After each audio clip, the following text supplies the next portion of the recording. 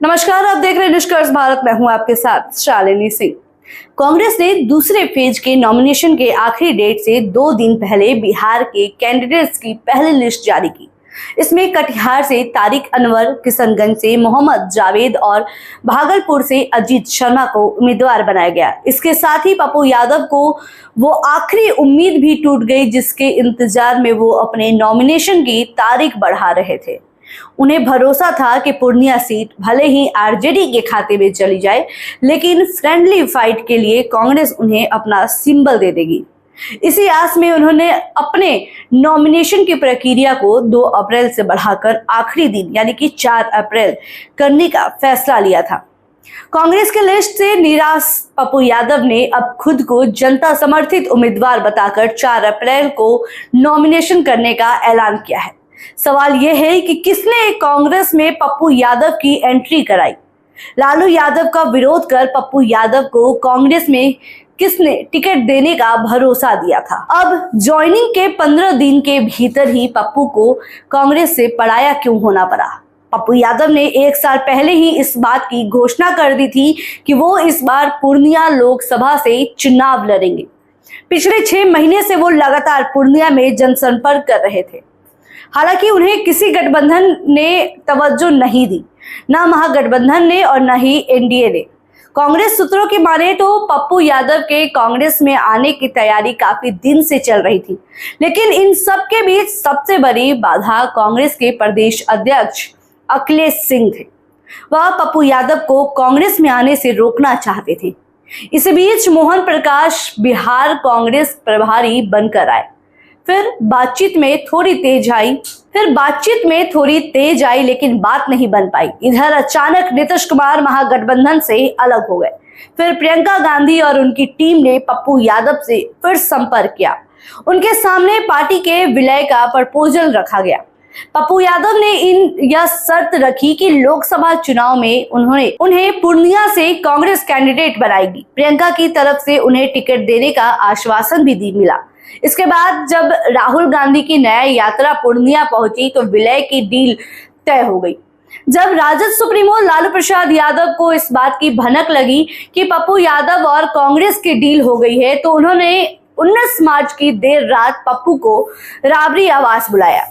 सूत्रों की माने तो तब लालू प्रसाद यादव ने उनके सामने शर्त रखी कि वो तेजस्वी को अपना सपोर्ट करेंगे। इस आधार पर ही लालू यादव की तरफ से उन्हें मधेपुरा सीट राजद के सिंबल ऑफर किया गया, लेकिन राजद सुप्रीमो लालू प्रसाद यादव के इस ऑफर को पप्पू यादव ने ठुकरा दिया। वो लालू से मुलाकात के अगले सुबह यानी कि 20 मार्च को ही दिल्ली के लिए रवाना हो गए और यहाँ उन्होंने दोपहर में अपनी पार्टी का कांग्रेस में विलय करा दिया और अपने बेटे के साथ कांग्रेस का दामन थाम लिया। अब पप्पू के बेटिकेट करने का पूरा खेल समझिए। लालू यादव के ऑफर को ठुकराकर कांग्रेस ज्वाइन करने की पप्पू की जिद उन्हें नागवार गुजरी। वहीं कांग्रेस के प्रदेश स्तर के लिए एक नेता ने नाम नहीं छापने की शर्त पर बताया कि इसके बाद लालू यादव ने कांग्रेस के सामने शर्त रख दी थी कि वो या तो पप्पू यादव को चुन ले या लालू यादव का साथ। कांग्रेस के सामने कोई विकल्प नहीं था। गठबंधन तोड़ने की स्थिति में पार्टी थी ही नहीं। इधर लालू यादव पहले ही पूर्णिया सीट पर अपना सिंबल जेडीयू से राजद में आई बीमा भारती को दे चुके थे। यही कारण है कि दूसरे चरण के नॉमिनेशन समाप्त होने के मात्र 2 दिन पहले कांग्रेस की तरफ से बिहार के अपने कैंडिडेट के नाम की घोषणा की गई।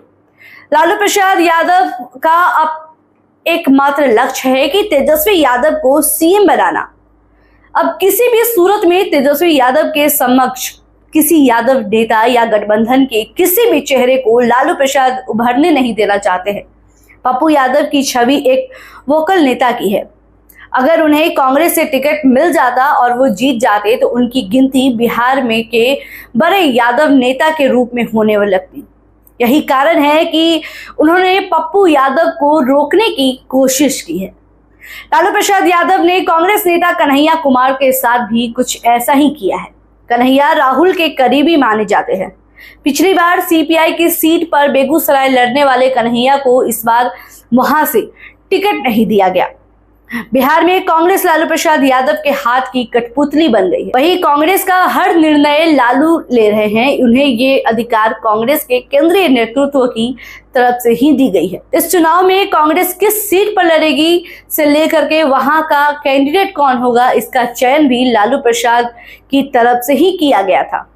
पप्पू पहले ही लालू के फैसले को इनकार कर उनसे मुखलाफत कर चुके थे। पप्पू यादव पूर्णिया से अब तक 3 चुनाव जीत चुके हैं और सबसे पहले 1991 के चुनाव में यहाँ निर्दलीय जीते थे और 1996 के चुनाव में बिहार से बाहर की पार्टी समाजवादी पार्टी ने उन्हें पूर्णिया सीट से अपना उम्मीदवार बनाया और वो जीतने में सफल रहे। 3 साल बाद उन्हें 1999 के चुनाव में पप्पू यादव फिर से पूर्णिया से निर्दलीय मैदान में उतरे और तीसरी बार सांसद बनने में सफल रहे। खैर, ये सोचने वाली बात है कि क्या वाकई में कांग्रेस लालू प्रसाद यादव की कठपुतली बन गई है। आपको क्या लगता है, हमें कमेंट बॉक्स में जरूर बताएं।